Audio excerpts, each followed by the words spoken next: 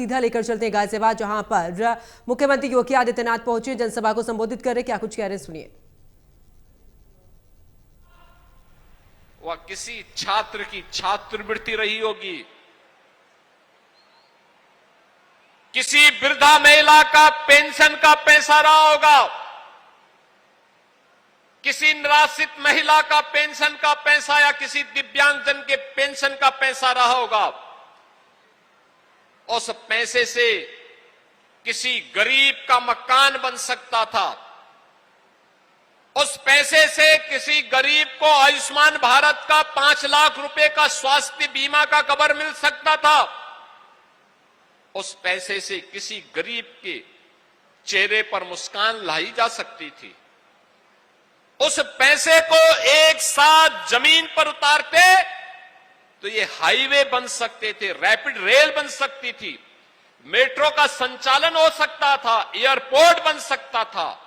लेकिन इस 85 पैसे को जमीनी धरातल पर उतारने के पहले ही कांग्रेस और समाजवादी पार्टी के लोग डकैती डाल देने का काम कर देते थे। पैसे में पहले ही डकैती पड़ जाती थी तो जनता के पास कहां से पैसा आता, गरीब को कहां से राशन मिलता, गरीब को कहां से आयुष्मान भारत की सुविधा का लाभ मिलता, गरीब को कहां से निराश्रित महिला या वृद्धावस्था पेंशन का लाभ मिलता। इसके लिए प्रयास करने पड़ते हैं, प्रयास करना पड़ता है, तब परिणाम आता है। और आज परिणाम के लिए ये डबल इंजन की सरकार, एनडीए की सरकार, प्रधानमंत्री मोदी जी के मार्गदर्शन में, उनके नेतृत्व में कार्य करते हुए आज उस परिणाम को देने का कार्य कर रही है। और उसी परिणाम के फलस्वरूप अब गाजियाबाद अपनी एक नई पहचान के रूप में आगे एक नाम कर रहा है। अब देश के अंदर स्वच्छता की रैंकिंग आती है, हमारा गाजियाबाद भी उस रैंकिंग में अपना स्थान बनाता है। अब गाजियाबाद के नाम पर कोई फिल्म नहीं बनती है, बल्कि गाजियाबाद में नए नए निवेश आते हैं। आवासीय कॉलोनी हर नंदीपुरम के रूप में एक नई आवासीय कॉलोनी आती है, विकास की गति आगे बढ़ती है।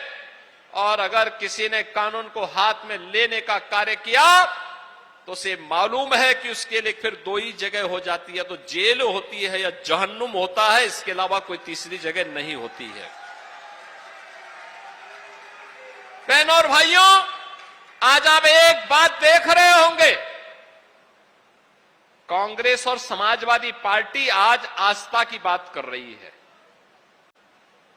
आस्था की बात, इनके मुंह से आस्था की बात बड़ी हास्यास्पद लगती है। ये कौन लोग हैं जो आज आस्था की चर्चा कर रहे हैं?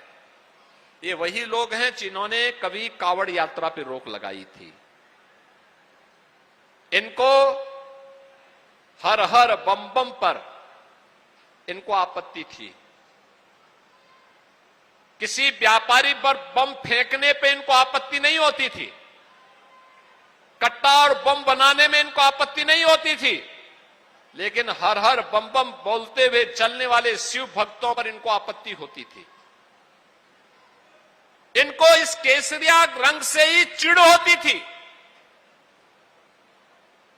ये वही लोग हैं जिन्होंने श्री कृष्ण जन्माष्टमी के पर्व और त्योहार को रोका था, जिन्होंने रामनवमी की शोभा यात्रा को प्रतिबंधित किया था, जिन्होंने दुर्गा पूजा के पंडालों पर रोक लगाने का काम किया था।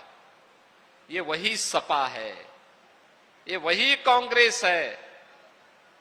मैं 17 में आकर के बहुत चकता, जब कावड़ यात्रा का समय आया, बैठक हो रही थी, पुराना शासनादेश निकाला गया, तो शासनादेश में था कि कावड़ यात्रा से दंगे हो सकते हैं, इसलिए उसको रोका जाना चाहिए, और कोई निकलता है तो घंट, घड़ियाल, शंख, इन सब को रोका जाना चाहिए।